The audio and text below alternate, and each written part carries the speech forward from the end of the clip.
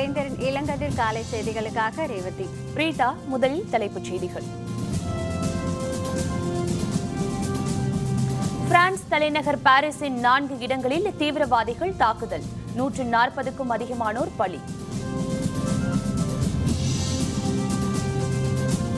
மேலும் 5 நாட்களுக்கு மழை தொடரும். 4 மாவட்டங்களில் பள்ளி கல்லூரிகளுக்கு இன்று விடுமுறை. இந்தியா வளர்ச்சி பாதையில் முன்னேறுகிறது. லண்டனில் இந்தியர்களுக்கிடையே நரேந்திர மோடி பேச்சு. இலங்கை சிறைகளிலிருந்து 126 மீனவர்கள் விடுதலை. நேற்று இரவில் நாடு திரும்பினர். பிரான்ஸ் தலைநகர் பாரிஸில் வெவ்வேறு இடங்களில் தீவிரவாதிகள் நடத்திய தாக்குதலில் 140க்கும் அதிகமானோர் பலியாகினர். 60 பேர் காயமடைந்தனர். பாரிஸ் நகரின் கிழக்கு பகுதியில் உள்ள திரைப்பட அரங்கம் ஒன்றிற்குள் புகுந்த தீவிரவாதி ஒருவர் மக்களை நோக்கி துப்பாக்கியால் சுட்டதில் 25க்கும் அதிகமானோர் பலியாகினர். அப்போது 90க்கும் அதிகமானோரை அவர்கள் சிறைப்பிடித்தனர். சம்பவம் நடைபெற்ற அதே நேரத்தில் மத்திய பாரிஸ் நகரில் உள்ள உணவகம் ஒன்றுக்குள் தீவிரவாதிகள் நடத்திய துப்பாக்கிச் சூட்டில் 10க்கும் அதிகமானோர் பலியாகினர். வடக்கு பாரிஸ் நகரில் பிரான்சுக்கும் ஜெர்மனிக்கும் இடையிலான கால்பந்து போட்டி நடைபெற்ற திடலில் 4 இடங்களில் குண்டுகள் வெடித்ததில் 100க்கும் அதிகமானோர் பலியாகினர். அடுத்தடுத்து நடைபெற்ற இந்த துப்பாக்கிச்சூடு மற்றும் குண்டு வெடிப்புகளில் 140க்கும் அதிகமானோர் பலியாகியுள்ளனர். தீவிரவாதிகள் மீது பாதுகாப்பு படையினர் நடத்திய துப்பாக்கிச் சூட்டில் 2 தீவிரவாதிகள் கொல்லப்பட்டனர். அதனை அடுத்து அதிபர் பிரான்சுவா ஒலாந்தே தலைமையில் நடைபெற்ற ஆலோசனைக் கூட்டத்தில் பிரான்ஸ் முழுவதும் அவசர நிலை பிரகடனம் செய்யப்பட்டது. பாரிஸ் நகரின் எல்லைகள் சீல் வைக்கப்பட்டு சோதனைகள் நடத்தப்பட்டு வருகின்றன.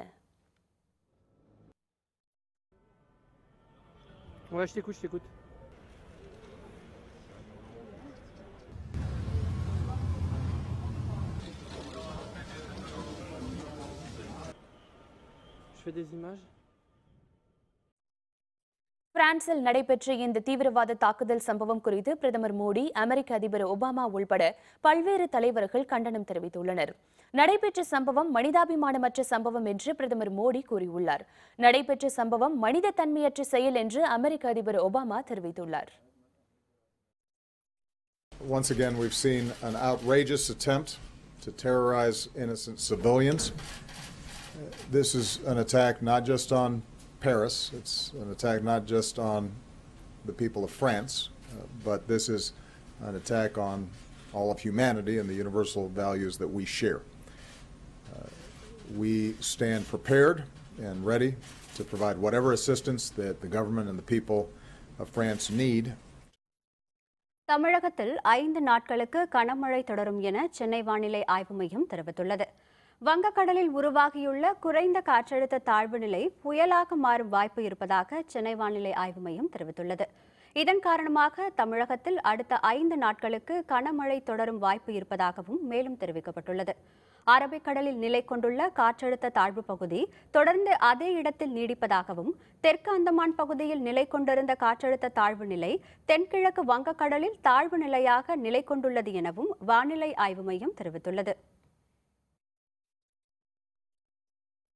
சென்னையில் பெய்த தொடர் மழை காரணமாக நகரின் பல்வேறு பகுதிகளில் தேங்கிய வெள்ளம் வடிவதற்கு போதிய வசதிகள் இல்லாததால் வெள்ளக்காடாக காட்சியளிக்கிறது. தமிழகத்தில் வடகிழக்கு பருவமழை தீவிரமடைந்துள்ள நிலையில் நேற்று முன்தினம் மாலை முதல் விடிய விடிய கனமழை பெய்தது. நேற்றைய தினமும் பகலில் விட்டு பெய்த மழையால் சாலைகளில் மழைநீர் வெள்ளமாக பெருக்கெடுத்து ஓடியது. தாம்பரம், பல்லாவரம், பரங்கிமலை, கிண்டி, அசோக் நகர், கோடம்பாக்கம், நுங்கம்பாக்கம், எழும்பூர், புரசைவாக்கம், பெரம்பூர், ஓட்டேரி, வேளச்சேரி, பள்ளிக்கரணை உள்ளிட்ட பகுதிகளில் முக்கிய சாலைகளில் மழைநீர் தேங்கியது. அவற்றில் பல இடங்களில் இன்னமும் தண்ணீர் வடியாததால் போக்குவரத்து பாதிக்கப்பட்டதோடு மக்களின் இயல்பு வாழ்க்கையும் பாதிக்கப்பட்டது.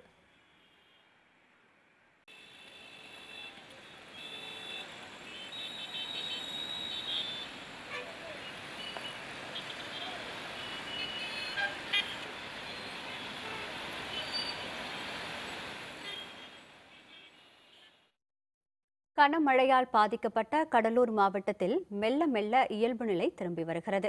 தமிழகத்தில் கடந்த வாரம் பெய்த கனமழை காரணமாக கடும் பாதிப்புக்கு உள்ளான கடலூர் மாவட்டத்தில் மழை வெள்ளத்திற்கு மட்டும் 32 பேர் பலியானார்கள். ஆறுகள், ஓடைகள் என திரும்பிய பக்கமெல்லாம் வெள்ளப்பெருக்கு ஏற்பட்டதில் 35,000 ஏக்கர் விளைநிலங்கள் பாதிப்புக்கு உள்ளாயின. பலத்த மழை காரணமாக வீடுகள் இடிந்ததாலும் வீடுகளுக்குள் தண்ணீர் புகுந்ததாலும் மக்களின் இயல்பு வாழ்க்கை கேள்விக்குறியானது. இதனிடையே கனமழை குறைந்ததாலும் நிவாரணப் பணிகளில் முனைப்பு காட்டப்பட்டதாலும் மாவட்டத்தில் மெல்ல மெல்ல இயல்பு நிலை திரும்பி வருகிறது. இதனிடையே வெள்ளத்தால் பாதிக்கப்பட்ட மக்கள் தங்க வைக்கப்பட்டுள்ள 38 பள்ளிகள் தவிர மாவட்டத்தில் உள்ள மற்ற 120 பள்ளிகள் நேற்று திறக்கப்பட்டன. வெள்ளம் காரணமாக மாணவ மாணவிகள் நோட்டு புத்தகங்களை இழந்து தவிப்பதால் பள்ளி செல்ல முடியாத நிலையில் உள்ளனர். திறக்கப்பட்ட பள்ளிகளில் பெரும்பாலானவை மழையால் சேதமடைந்துள்ளதால் பிள்ளைகளை பள்ளிக்கு அனுப்ப பெற்றோர் அஞ்சும் நிலை காணப்பட்டது. இந்நிலையில் கடலூர் மாவட்டத்தில் வெள்ளத்தால் பாதிக்கப்பட்ட பகுதிகளில் நிதியமைச்சர் ஓ பன்னீர்செல்வம் தலைமையிலான அமைச்சர்கள் குழு ஆய்வு செய்தது. கடலூர் ஒன்றியத்தில் புதுப்பாளையம், புருஷோத்தமன் நகர், கம்மியம்பேட்டை, ஆலம்பாக்கம் பகுதிகளில் நிதியமைச்சர் ஓ பன்னீர்செல்வம் ஆய்வு மேற்கொண்டார். புவனகிரி ஒன்றியத்தில் நத்தம் விஸ்வநாதனும், காட்டுமன்னார் கோவில் பகுதிகளில் அமைச்சர் வைத்திலிங்கமும் ஆய்வு மேற்கொண்டனர். வெள்ளத்தால் பாதிக்கப்பட்ட மக்களை சந்தித்து உரிய நிவாரணம் வழங்கப்படும் என்று உறுதியளித்தனர். இதனிடையே கடலூர் மாவட்டத்தில் நேற்றிரவு முதல் மீண்டும் கனமழை பெய்ய தொடங்கியிருப்பதால் முன்னெச்சரிக்கை நடவடிக்கைகள் முனைப்புடன் செயல்படுத்தப்பட்டு வருகின்றன. தமிழகத்தில் தொடர்ந்து பெய்த கனமழையால் ஏற்பட்ட வெள்ளம் மற்றும் மின்சாரம் தாக்கிய சம்பவங்களில் பலியானோரின் எண்ணிக்கை 108ஆக அதிகரித்துள்ளது. தமிழகத்தின் பல்வேறு பகுதிகளில் கனமழை காரணமாக ஏற்பட்ட வெள்ளத்தால் வெள்ள நீர் சூழ்ந்துள்ளது. சென்னை, கிருஷ்ணகிரி மாவட்டங்களில் கடந்த வியாழக்கிழமை தொடங்கிய மழை வெள்ளிக்கிழமை மாலை வரை தொடர்ந்தது. பல்வேறு பகுதிகளில் மழை வெள்ளத்தில் அடித்து செல்லப்பட்டது மற்றும் மின்சாரம் பாய்ந்தது உள்ளிட்ட சம்பவங்களில் பலியானோரின் எண்ணிக்கை 108ஆக அதிகரித்துள்ளதாக தெரியவந்துள்ளது. நேற்று மட்டும் கனமழைக்கு 7 பேர் பலியானதாக தெரிவிக்கப்பட்டுள்ளது. வெள்ள பாதிப்புகள் குறையாததாலும் பலத்த மழை தொடரலாம் என்பதாலும் சென்னை உள்பட 4 மாவட்டங்களில் உள்ள பள்ளிகள் மற்றும் கல்லூரிகளுக்கு இன்று விடுமுறை விடப்படுவதாக அறிவிக்கப்பட்டுள்ளது. சென்னை, திருவள்ளூர், காஞ்சிபுரம் மற்றும் தூத்துக்குடி மாவட்டங்களில் உள்ள பள்ளிகள், கல்லூரிகளுக்கு இன்று விடுமுறை விடப்படுகிறது. இது தொடர்பாக அந்தந்த மாவட்ட ஆட்சியர்கள் அறிவிப்பு வெளியிட்டுள்ளனர். கனமழையால் பல்வேறு பகுதிகளில் தேங்கிய மழை வெள்ளம் வடியாத நிலையில் சென்னை பல்கலைக்கழகம் இன்று நடத்துவதாக இருந்த அனைத்து தேர்வுகளையும் ஒத்திவைத்துள்ளது. பல்கலைக்கழகம் மற்றும் உறுப்பு கல்லூரிகளில் இன்று நடைபெறுவதாக இருந்த தேர்வுகள் நடைபெறும் தேதி பின்னர் அறிவிக்கப்படும் என்றும் தெரிவிக்கப்பட்டுள்ளது. இளைஞர்கள் நிரம்பிய இந்தியா வளர்ச்சி பாதையில் முன்னேறுவதற்கு எந்த தடையும் இல்லை என்று பிரதமர் மோடி தெரிவித்துள்ளார். பிரிட்டனுக்கு 3 நாள் அரசுமுறை சுற்றுப்பயணமாக சென்றிருக்கும் பிரதமர் மோடி லண்டனில் உள்ள வெம்ப்லி கால்பந்தாட்ட திடலில் நடைபெற்ற நிகழ்ச்சியில் பங்கேற்றார். நிகழ்ச்சியில் பிரிட்டன் பிரதமர் கேமரூன் தனது மனைவியோடு கலந்து கொண்டார். பிரிட்டன் வாழ் இந்தியர்கள் உடனான சந்திப்பு தொடர்பான அந்த நிகழ்ச்சியில் 60,000க்கும் அதிகமானோர் கலந்து கொண்டனர். அவர்கள் நடத்திய கலை நிகழ்ச்சிகளை பிரதமர் மோடி ரசித்து பார்த்தார்.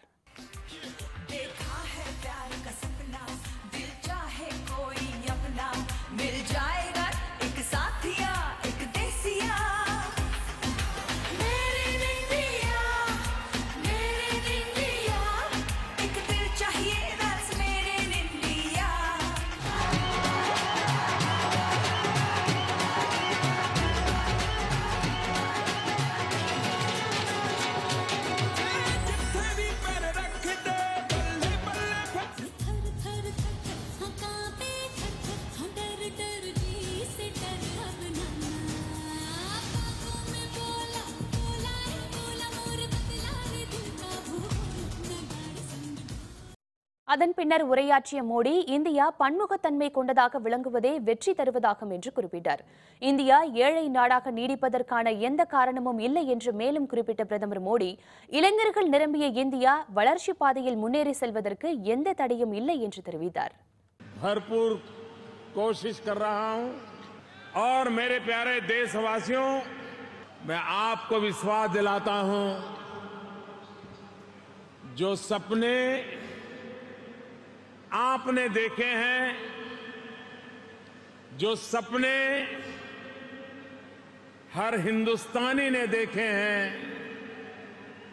वे सपने पूरे करने का सामर्थ्य भारत में है. ஒரே பதவி, ஒரே ஓய்வூதியம் கேட்டு விருதுகளை திருப்பிக் கொடுப்பதும் எரிப்பதும் நாட்டை அவமானப்படுத்தும் செயல் என மத்திய பாதுகாப்புத்துறை அமைச்சர் மனோகர் பாரிக்கர் தெரிவித்துள்ளார். நீலகிரி மாவட்டம் குன்னூர் வெலிங்டனில் உள்ள ராணுவ பயிற்சி கல்லூரிக்கு வருகை தந்த அவர் மறைந்த ராணுவ வீரர்களின் நினைவிடத்தில் அஞ்சலி செலுத்தினார். பின்னர் செய்தியாளர்களுடன் பேசிய அவர் ராணுவத்தை நவீனப்படுத்துவதற்கு அதிக முக்கியத்துவம் அளிக்கப்படுவதாக கூறினார்.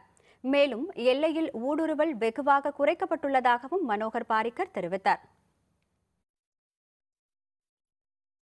Medal is something which does not have anything to do with the service condition of a soldier. It is given to him by the nation. Medal is not written on the order given to the commission officer or a soldier. இலங்கை சிறையிலிருந்து விடுதலை செய்யப்பட்ட 126 தமிழக மீனவர்களில் 78 பேர் காரைக்கால் துறைமுகத்திற்கு வந்து சேர்ந்துள்ளனர். இலங்கை கடல் பகுதியில் மீன்பிடித்ததாக கூறி தமிழக மீனவர்கள் 126 பேரை இலங்கை கடற்படையினர் அடுத்தடுத்து கைது செய்து சிறையில் அடைத்திருந்தனர். அவர்கள் அனைவரையும் விடுதலை செய்ய வேண்டுமென மத்திய அரசை தமிழக அரசு வலியுறுத்தியதை அடுத்து அவர்கள் விடுதலை செய்யப்பட்டனர். இதனிடையே இலங்கை கடல் பகுதியில் காற்றழுத்த தாழ்வு மண்டலம் காரணமாக ஏற்பட்ட கடல் சீற்றத்தால் விடுவிக்கப்பட்ட மீனவர்கள் தாயகம் திரும்புவதில் சிக்கல் ஏற்பட்டது. இலங்கையில் உள்ள இந்திய துணை தூதரகத்தில் தங்க வைக்கப்பட்டிருந்த மீனவர்கள் 126 பேரும் நேற்று தமிழகம் வந்து சேர்ந்தனர். அவர்களில் நாகையை சேர்ந்த 49 மீனவர்கள், புதுக்கோட்டையை சேர்ந்த 16 மீனவர்கள் மற்றும் ராமேஸ்வரத்தை சேர்ந்த 13 மீனவர்கள் என 78 பேர் காரைக்கால் துறைமுகத்திற்கு வந்து சேர்ந்தனர். இதேபோல் இலங்கை சிறையிலிருந்து விடுவிக்கப்பட்ட 126 மீனவர்களில் மற்ற 48 பேர் மண்டபம் துறைமுகத்துக்கு வந்து சேர்ந்தனர். துறைமுகத்தில் வந்திறங்கிய அவர்களுக்கு மீன்வளத்துறை அலுவலர்களும் உள்ளூர் மக்கள் மற்றும் மீனவர்களும் சிறப்பான வரவேற்பு அளித்தனர். மீனவர்களை விடுவித்த இலங்கை அரசு அவர்களின் படகுகளை விடுவிக்காதது வேதனை அளிப்பதாக மீனவர்கள் தெரிவித்தனர். கடலூர் மாவட்டத்தில் ஐஜேகே சார்பில் இலவச மருத்துவ முகாம்கள். டாக்டர் பாரிவேந்தர் அறிவிப்பு. விவரம் விளம்பர இடைவேளைக்கு பிறகு.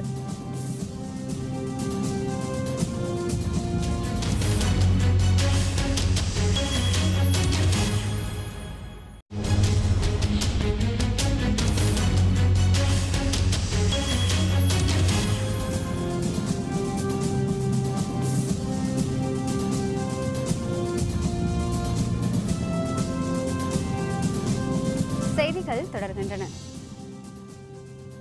கடலூர் மாவட்டத்தில் வெள்ளத்தால் பாதிக்கப்பட்ட பகுதிகளில் இந்திய ஜனநாயக கட்சியின் சார்பில் இலவச மருத்துவ முகாம்கள் நடத்தப்படும் என கட்சியின் நிறுவனர் தலைவரான டாக்டர் பாரிவேந்தர் தெரிவித்துள்ளார். இதுபற்றி அறிக்கையொன்றை டாக்டர் பாரிவேந்தர் வெளியிட்டுள்ளார். கடலூர் மாவட்டத்தில் பன்ருட்டி, குறிஞ்சிப்பாடி, நெய்வேலி, காட்டுமன்னார் கோயில், புவனகிரி, சிதம்பரம் உள்ளிட்ட பகுதிகளில் மழை வெள்ளம் காரணமாக மரங்கள் சாய்ந்தும் மின்சாரம் துண்டிக்கப்பட்டும் குடிநீரில் கழிவுநீர் கலந்தும் வீட்டிற்குள் தண்ணீர் புகுந்தும் மக்கள் பெரிதும் பாதிக்கப்பட்டுள்ளதாக குறிப்பிட்டுள்ள டாக்டர் பாரிவேந்தர் கடுமையான வெள்ளப்பெருக்கினால் பறவைகள், விலங்குகள் இறந்து மிதப்பதால் போதிய சுகாதார மருத்துவ வசதிகளின்றி தொற்று நோய்கள் ஏற்படும் அபாயம் ஏற்பட்டுள்ளதாக தெரிவித்துள்ளார். இதனை கவனத்தில் கொண்டு மக்களுக்கு தரமான மருத்துவ சேவையினை வழங்கும் நோக்கில் கடலூர் மாவட்டத்தில் இந்திய ஜனநாயக கட்சி சார்பில் 10க்கும் அதிகமான இடங்களில் SRM மருத்துவமனை மூலம் இலவச மருத்துவ முகாம்கள் நடத்தப்பட இருப்பதாக குறிப்பிட்டுள்ளார். முகாம்களில் மருந்து மாத்திரைகள், முதலுதவி சாதனங்கள், காயமுற்றோருக்கு அறுவை சிகிச்சை உள்ளிட்ட அனைத்தும் இலவசமாக வழங்கப்படும் என தெரிவித்துள்ள டாக்டர் பாரிவேந்தர் மழை வெள்ளத்தால் பாதிக்கப்பட்ட கடலூர் மற்றும் அருகிலுள்ள மாவட்டங்களைச் சேர்ந்த மக்கள் இந்த மருத்துவ முகாம்களில் கலந்து கொண்டு பயன்பெறுமாறும் அழைப்பு விடுத்துள்ளார். கடலூர் மாவட்டத்தில் வெள்ளத்தடுப்பு நிவாரணப் பணிகள் பெயரளவில்தான் நடைபெற்று வருவதாக தமிழக பாரதிய ஜனதா தலைவர் தமிழிசை சவுந்தரராஜன் குற்றம் சாட்டியுள்ளார். கடலூரில் வெள்ளத்தால் பாதிக்கப்பட்டுள்ள மக்களை சந்தித்த பின்னர் செய்தியாளர்களுடன் பேசிய அவர் பயிர்கள் பெருமளவு பாதிக்கப்பட்டுள்ளதால் பயிர் கடன்களை ரத்து செய்ய வேண்டும் என கேட்டுக்கொண்டார். மேலும் நிவாரணப் பணிகள் முறையாக நடைபெறுகிறதா என முதல்வர் கண்காணிக்க வேண்டும் எனவும் தமிழிசை தெரிவித்தார். ஏற்கனவே தானே புயல், அதுக்கு அப்புறம் மழை வெள்ளம், இது கடலூர் தொடர்ந்து பாதிக்கப்பட்டு கொண்டிருக்கும் பொழுது இது பாதிக்கப்படக்கூடிய மாவட்டம் என்று ஏன் தடுப்பு நடவடிக்கைகளை எடுக்கவில்லை என்பதும் நமக்கு மிகுந்த வேதனையாக இருக்கிறது. மக்கள் மிக அதிகமாக பாதிக்கப்பட்டிருக்கிறார்கள். தமிழக அரசு இன்னும் துரித நடவடிக்கை எடுத்து இதை தடுத்திருக்கலாமோ என்ற ஒரு ஐயம் எனக்கு இருக்கிறது. பாரதிய ஜனதாவுடன் நட்பு பாராட்டும் கட்சிகளுடன் கூட்டணி வைக்கப் போவதில்லை என மனிதநேய மக்கள் கட்சியின் தலைவர் ஜவாஹிருல்லா தெரிவித்துள்ளார். மனிதநேய மக்கள் கட்சியின் தலைமை செயற்குழு கூட்டம் மதுரையில் நடைபெற்றது. பின்னர் செய்தியாளர்களுடன் பேசிய அவர், கருத்து சுதந்திரத்திற்கு அச்சுறுத்தல் ஏற்பட்டுள்ளதாக கூறி விருதுகளை திருப்பி அளித்து வரும் எழுத்தாளர்களுக்கு நன்றி தெரிவித்துக் கொண்டார். வரும் ஜனவரி மாத இறுதியிலேயே சட்டப்பேரவை தேர்தல் கூட்டணி தொடர்பாக அறிவிக்க வாய்ப்புள்ளதாகவும் குறிப்பிட்டார். வெறுப்புணர்வு பேசக்கூடிய அரசியல்வாதிகளுக்கு நிச்சயமாக ஆதரவு தெரிவிக்க மாட்டோம் என்பதை தங்களுடைய வாக்குச்சீட்டின் மூலமாக பீகார் சட்டமன்ற தேர்தலிலே பீகார் மக்கள் எடுத்துக்காட்டியிருக்கின்றார்கள். எங்களுக்கு ஒரே ஒரு கண்டிஷன் தான் இருக்குங்க, பாஜகவுடன் இருக்கக்கூடிய எந்த ஒரு கூட்டணியில் நாங்கள் இடம்பெறும். பழவேற்காடு முகத்துவாரம் பகுதியில் படகு கவிழ்ந்து ஏற்பட்ட விபத்தில் காணாமல் போன மீனவரை தேடும் பணி நடைபெற்று வருகிறது. திருவள்ளூர் மாவட்டம் பழவேற்காடு திருமலை நகர் குப்பத்தை சேர்ந்த 5 மீனவர்கள் மீன்பிடிக்க படகில் சென்றனர். அப்போது கடல் சீற்றம் ஏற்பட்டதில் படகு கவிழ்ந்தது. இதையடுத்து 4 மீனவர்கள் நீந்தி கரை சேர்ந்த நிலையில் தேசப்பன் என்ற மீனவர் திரும்பவில்லை. இவரை தேடும் பணி தொடர்ந்து நடைபெற்று வருகிறது. சென்னையில் தாழ்வான இடங்களில் மழை நீர் இன்னும் வடியாததால் பொதுமக்கள் வீடுகளில் தங்க முடியாமல் பாதிக்கப்பட்டுள்ளனர். கனமழையின் காரணமாக சென்னையில் பல்வேறு இடங்களில் சாலைகளிலும் வீடுகளிலும் தண்ணீர் தேங்கி காணப்படுகிறது. வேளச்சேரி, விஜயநகர் உள்ளிட்ட பகுதிகளில் மழை நீர் இன்னும் வடியாததால் பொதுமக்கள் மிகவும் சிரமத்திற்கு ஆளாகியுள்ளனர். வீடுகளில் தேங்கிய தண்ணீர் இன்னும் வடியாததால் வீட்டிற்குள் செல்ல முடியாமல் தவித்து வருவதாக தெரிவிக்கின்றனர். கொசுக்களும் துர்நாற்றம் வீசுவதால் மிகுந்த சிரமத்திற்கு ஆளாகி வருகின்றனர். வீடு சுற்றி மழை, ஒரே தண்ணி, ஃபுல்லாக கொசு எல்லாம் அந்த தண்ணி பூரா கொஞ்சம் வெளியில் வந்தால் கொஞ்சம் நல்லாயிருக்கும். கழிவு நீர்லாம் கொஞ்சம் மிக்சப் ஆகி வருது, அதனால் ரொம்ப கஷ்டமாக இருக்குது நடந்து வர்றதுக்கு. வண்டி எதுவுமே போக முடியல.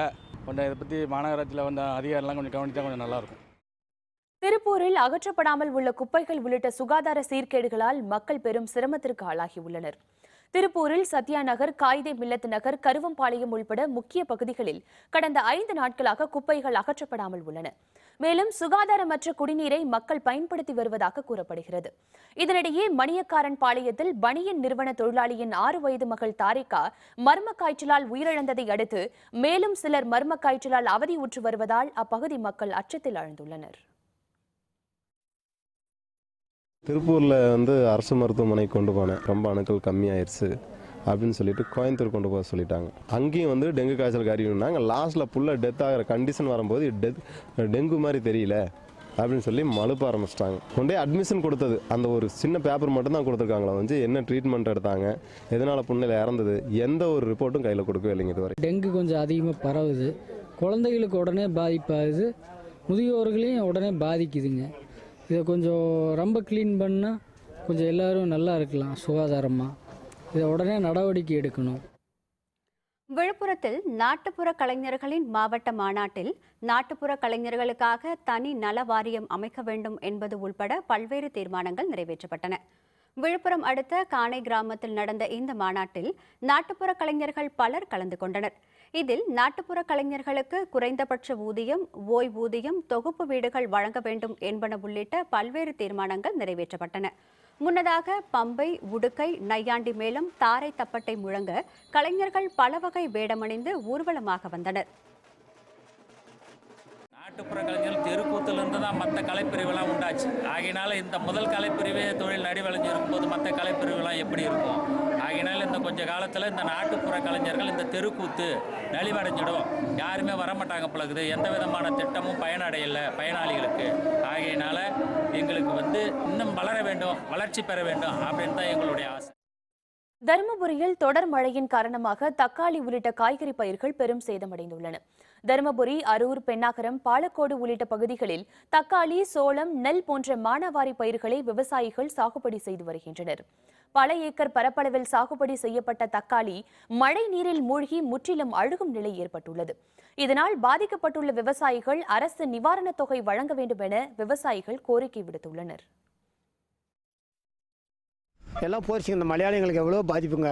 இது இந்த புயல் திடீர்னு வந்த புயலால் எங்களுக்கு எவ்வளோ லாஸுங்க. இப்போ டெய்லி 10 கூட அறுத்துருக்கோம். ஒரு கூட 500 ரூபானா கூட இன்றைக்கி 10 கோடிக்கு 5000 ஆச்சுங்க. எந்த வருமானமும் இல்லைங்க. எல்லாத்துக்காலையும் அள்ளி போச்சுங்க, எதுவுமே இல்லைங்க. அது மாடு கூட மாட்டுக்கு எடுத்து போட்டால் கூட சாப்பிட்றதுக்கு வாய்ப்பு இல்லைங்க. ரொம்ப கஷ்டப்பட்டு நட்டு கொஞ்சம் கொஞ்சமாக போரில் சேர்ந்து தண்ணி ஊற்றி அதை ரொம்ப வறட்சியில் காப்பாற்றணுங்க. காப்பாற்றி வாய்க்கு வர நேரத்துக்கு அது இது மாதிரி நிறைய மோடம் பிடிச்சி 3 மோடத்துக்கு புல்லும் சேதாயிருச்சு. 2 ஏக்கரை தக்காளி ஒன்றுமே பண்ண முடியாது. வேறு எந்த விவசாயமும் பண்ண முடியாது. கடை காலத்தில் மழை வந்து பூரா நஷ்டம் தான். இந்த மழைக்கு நாங்கள் எதுவுமே செய்ய முடியாது. திண்டுக்கல் மாவட்டத்தில் பெய்து வரும் தொடர் மழையை அடுத்து முதல் போக சாகுபடி பணிகளில் விவசாயிகள் ஈடுபட்டுள்ளனர். திண்டுக்கல் மாவட்டத்தில் கடந்த சில நாட்களாக பரவலாக மழை பெய்து வருகிறது. இதனால் திண்டுக்கல் மற்றும் அதன் சுற்று வட்டார பகுதிகளில் விவசாயிகள் விவசாய பணிகளை மேற்கொண்டுள்ளனர். ஆத்தூர் காமராஜர் அணைக்கு வரும் உபரி நீரை கொண்டு முதல் போக சாகுபடிக்கு அப்பகுதி விவசாயிகள் பரம்படித்து உரமடித்து நடவு பணியில் ஈடுபட்டுள்ளனர். வயல் இந்த முளை போக உழுது விவசாயம் பண்ணிக்கிட்டு இருக்கோம், நடவு நட்டுக்கிட்டு இருக்கோம். மழை நல்லா மீறின மழைக்கு அந்த ஒரு 2 நாளாக மழையில் கொஞ்சம் தண்ணி கூடியவும் நாங்கள் விவசாயம் பார்க்குறோம், உழுது விவசாயம். தற்போது ஆத்தூர் வட்டாரத்தில் நெல் நடவு பணி மும்முரமாக நடைபெற்று கொண்டிருக்கிறது. குறைந்த வயது நாற்று நடும்போது அதிக அளவு டில்லர்ஸ் வரக்கூடிய வாய்ப்பு இருக்குது. அதாவது அடுத்து 3/4 அடி நான் இடைவெளி விட்டு நாற்று நட்டோம்னா அதிகமான மகசூல் வர்றதுக்கும் வாய்ப்பு இருக்குது. இந்த வகையில் நம்ம நடவு பணி மேற்கொண்டோம்னா ஒரு ஏக்கருக்கு 10லிருந்து 15 மூட கூடுதலாக மகசூல் கிடைக்க வாய்ப்பு இருக்குது. தொடர் மழை காரணமாக கொடைக்கானலில் பல்வேறு இடங்களில் மரங்கள் விழுந்ததால் போக்குவரத்து பாதிக்கப்பட்டது. திண்டுக்கல் மாவட்டம் கொடைக்கானலில் கடந்த சில நாட்களாக தொடர்ந்து மழை பெய்து வருகிறது. இதனால் சாலைகளில் மரங்கள் விழுந்ததால் போக்குவரத்து தடைப்பட்டது. அவற்றை அகற்றும் பணியில் நெடுஞ்சாலைத்துறையினரும் நகராட்சி நிர்வாகமும் ஈடுபட்டுள்ளது. மரங்கள் விழுந்ததன் காரணமாக மின் இணைப்பும் துண்டிக்கப்பட்டது. மேலும் மலை கிராமங்களான மன்னவனூர், பூண்டி, வில்பட்டி உள்பட 8 கிராமங்களில் உள்ள விவசாய பயிர்கள் நீரில் மூழ்கின. மதுரையில் தேசிய கிராமப்புற வேலைவாய்ப்பு திட்டத்தில் 30 லட்சம் ரூபாய் முறைகேடு நடைபெற்றது கண்டுபிடிக்கப்பட்டுள்ளதை அடுத்து தமிழகம் முழுவதும் விசாரணை நடத்த சமூக ஆர்வலர்கள் கோரிக்கை விடுத்துள்ளனர். மதுரை மாவட்டம் உசிலம்பட்டியில் கணினி ஆபரேட்டர் விஜய், அம்பிகாதேவி உள்பட 15 பேர் மோசடியாக 30 லட்சம் ரூபாய் கையாடல் செய்ததாக கூறப்படுகிறது. இது தொடர்பாக மாவட்ட குற்றப்பிரிவு காவல்துறையினர் வழக்கு பதிந்து விசாரித்து வரும் நிலையில் தமிழகம் முழுவதும் விசாரணை நடத்த சமூக ஆர்வலர்கள் வலியுறுத்தியுள்ளனர். உசிலம்பட்டியில் இது நடக்குது என்றால் கண்டிப்பாக தமிழகத்தில் இருக்கக்கூடிய அனைத்து பிளாக்ஸ்லேயும் இது போன்ற ஊழல் நடக்குது என்பதுதான் இது ஒரு எடுத்துக்காட்டு. மாநில மனித உரிமை ஆணையம் வழக்கு பதிவு செய்வதற்கு முயற்சி எடுத்து தமிழகத்தில் உள்ள அனைத்து பிளாக்ஸ்லேயும் முழுமையான ஒரு ஆய்வு செய்ய வேண்டிய கட்டாயத்தில் அரசாங்கத்தை நிர்பந்தம் செய்வது மனித உரிமை ஆணையத்தினுடைய பொறுப்பு. மனிதரை விண்ணுக்கு அனுப்பும் திட்டம் தொடர்பான தொழில்நுட்ப ரீதியிலான பரிசோதனை நடைபெற்று வருவதாக இஸ்ரோ அறிவியலாளர் இங்கர்சால் தெரிவித்துள்ளார். 23வது தேசிய குழந்தைகள் அறிவியல் மாவட்ட மாநாடு திருநெல்வேலி அறிவியல் மையத்தில் நடைபெற்றது. இதில் பல்வேறு தலைப்புகளின் கீழ் ஆய்வறிக்கை சமர்ப்பித்து வெற்றி பெற்ற மாணவ மாணவிகளுக்கு இங்கர்சால் பரிசுகளை வழங்கினார். பின்னர் செய்தியாளர்களுடன் பேசிய இங்கர்சால் ஜிசாட் 15 என்ற செயற்கைக்கோள் செவ்வாய்க்கு அனுப்பப்பட்டு ஓராண்டு கடந்த நிலையில் செவ்வாய் கிரகத்தின் வரைபடம் கிடைத்துள்ளதாக தெரிவித்துள்ளார். விண்ணுக்கு அனுப்பக்கூடிய அதற்குடைய அடிப்படை ரிப்போர்ட்ஸ், ப்ராஜெக்ட் ரிப்போர்ட்ஸ் அல்லது அதனுடைய தொழில்நுட்பங்கள் எல்லாம் பரிசோதிக்கப்பட்டு கொண்டிருக்கின்றன. அதிக பொருட்செலவு பிடிக்கக்கூடிய இந்த மனிதர்களை விண்ணுக்கு அனுப்பக்கூடிய திட்டம் அரசாங்கத்தினுடைய ஒப்புதல் கிடைத்தவுடன் அதற்குரிய பணிகள் மேற்கொள்ளப்படும். குழந்தைகள் தினமான இன்று குழந்தைகளுக்கு கல்வி அவசியம் என்பது வலியுறுத்தப்பட வேண்டும். குழந்தை தொழிலாளர்களே இல்லாத நிலையை உருவாக்குவதற்காக கோயம்புத்தூரில் அமைக்கப்பட்டிருக்கும் சிறப்பு பயிற்சி மையம் குறித்து இப்போது பார்ப்போம். தொழில் நகரமான கோயம்புத்தூரில் வட மாநிலங்களைச் சேர்ந்தவர்கள் பல பகுதிகளிலும் பணியாற்றி வருகின்றனர். பெற்றோர் பல்வேறு இடங்களுக்கும் வேலைகளுக்காக செல்ல வேண்டிய நிலையில் அவர்களது குழந்தைகளும் பெற்றோருடன் இணைந்து பணியாற்றும் கட்டாயம் ஏற்படுகிறது. இதன் காரணமாக குழந்தைகளின் கல்வி தடைப்பட்டு வருகிறது. அவ்வாறு வேலைகளில் ஈடுபட்டு வரும் குழந்தைகளை குழந்தை தொழிலாளர் ஒழிப்பு திட்ட அலுவலர்கள் மீட்கின்றனர். அந்த குழந்தைகளுக்காக தொண்டாமுத்தூர் பகுதியில் சிறப்பு மையம் ஒன்றையும் ஏற்படுத்தியுள்ளனர்.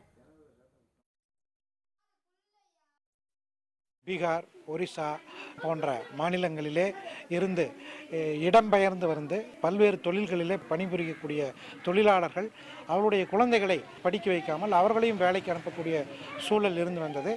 அதை தடுத்து நிறுத்தி குழந்தை தொழிலாளர்களுடைய பெற்றோர்களுக்கும் விழிப்புணர்வு ஏற்படுத்தி அந்த குழந்தைகளை எல்லாம் குழந்தை தொழிலாளர் திட்டத்தின் மூலம் நடைபெறக்கூடிய சிறப்பு பயிற்சி மையங்களிலே சேர்த்து கல்வி கற்றுக் கொடுத்து வருகிறோம்.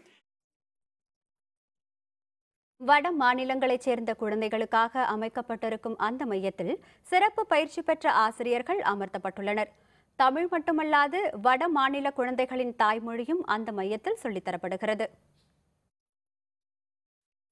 இந்த குழந்தைங்க அசாம் மாநிலத்தை சார்ந்த குழந்தைகள். இவங்களுக்கு கல்வி நாங்கள் கற்றுக் கொடுத்துட்ருக்கோம். தமிழ், இங்கிலீஷ், கணக்கு முதலிய எல்லா பாடமுமே நடத்துகிறோம். இவங்க குழந்தைகளும் ஆர்வமாக கற்றுக்குறாங்க. அவங்க பெற்றவங்களும் எங்களுக்கு நல்லா ஹெல்ப் பண்ணுறாங்க அந்த குழந்தைகளுக்கு. வேலைக்கு மட்டுமே சென்று வந்த தங்களுக்கு இந்த மையத்தில் சேர்ந்த பின்னர் கல்வி குறித்தும் பாடங்கள் பற்றியும் தெரிய வந்துள்ளதாக மாணவர்கள் கூறுகின்றனர். அமைதியான படிக்கும் சூழல் உருவாக்கி தரப்பட்டிருப்பது மகிழ்ச்சி அளிப்பதாகவும் அவர்கள் சொல்கின்றனர்.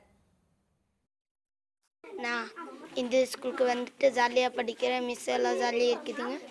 நான் 5வது நான் படிக்கிறப்போ ஜாலியாக இருக்குதுங்க ஸ்கூல். நான் இங்கே வேலை செய்கிறதுக்கு பார்த்துருக்கிறேன். அப்புறம் இங்கே நாங்கள் ஸ்கூலுக்கு நாங்கள் எழுதி எல்லாமே தெரியும்.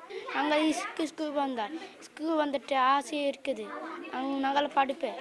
ஸ்கூலுக்கு ஜாலியாக இருக்குது. நாங்கள் இன்ஜினியர் ஆகுவேன். தமிழகத்தில் பணிபுரியும் போது மட்டுமல்லாமல் சொந்த மாநிலங்களுக்கு சென்றாலும் குழந்தைகளை படிக்க வைக்க வேண்டியது அவசியம் என்று பெற்றோருக்கு அறிவுறுத்தப்படுகிறது. அந்த குழந்தைகள் தமிழகத்திலேயே தொடர்ந்து இருக்கும் நிலை ஏற்பட்டால் அவர்களின் உயர்கல்விக்கும் குழந்தை தொழிலாளர் ஒழிப்பு திட்ட அலுவலர்கள் வசதி செய்து தருகின்றனர். குழந்தைகளுக்கு கல்வி அளிக்க வேண்டுவதன் அவசியத்தையும் தொடர்ந்து வலியுறுத்தி வருகின்றனர். தென்னாப்பிரிக்காவுடனான 2வது டெஸ்ட் போட்டி வெற்றியை தொடருமா இந்தியா? விவரம் விளம்பர இடைவேளைக்கு பிறகு.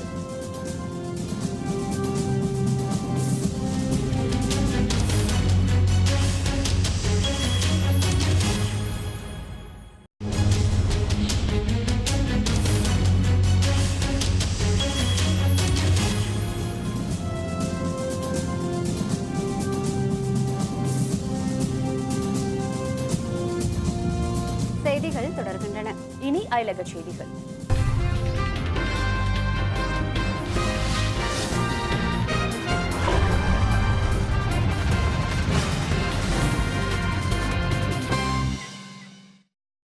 அமெரிக்காவின் விஸ்கான்சின் மாகாணத்தில் தொடரும் பனிப்பொழிவை அடுத்து போக்குவரத்து தடைப்பட்டதால் மக்களின் இயல்பு வாழ்க்கை முற்றிலும் பாதிக்கப்பட்டுள்ளது.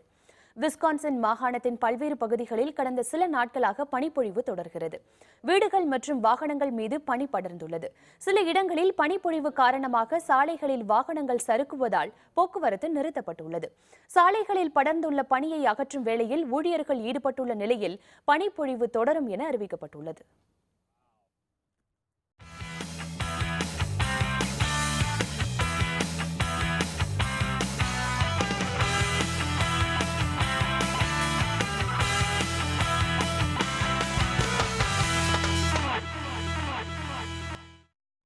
இந்தியா தென்னாப்பிரிக்கா இடையிலான 2வது டெஸ்ட் போட்டி பெங்களூருவில் இன்று தொடங்குகிறது. இந்தியாவில் சுற்றுப்பயணம் மேற்கொண்டுள்ள தென்னாப்பிரிக்கா அணி ஒருநாள் மற்றும் 20 ஓவர் கிரிக்கெட் தொடர்களை வென்றது. இதையடுத்து டெஸ்ட் போட்டி தொடரில் தற்போது விளையாடி வருகிறது. பஞ்சாப் மாநிலம் மொஹாலியில் நடைபெற்ற முதல் டெஸ்ட் போட்டியில் இந்திய அணி 108 ரன்கள் வித்தியாசத்தில் வெற்றி பெற்றது. இந்நிலையில் 2வது டெஸ்ட் போட்டி பெங்களூரு சின்னசாமி திடலில் இன்று காலை தொடங்குகிறது. முதல் போட்டியில் வெற்றி பெற்ற இந்திய அணி இந்த போட்டியிலும் முனைப்புடன் விளையாடும் என எதிர்பார்க்கப்படுகிறது. தென்னிந்திய அளவிலான செயின்ட் குரியகோஸ் எலிஸ் சாவ்ரோ கோப்பைக்கான கூடைப்பந்து போட்டிகள் கோயம்புத்தூரில் நடைபெற்று வருகின்றன.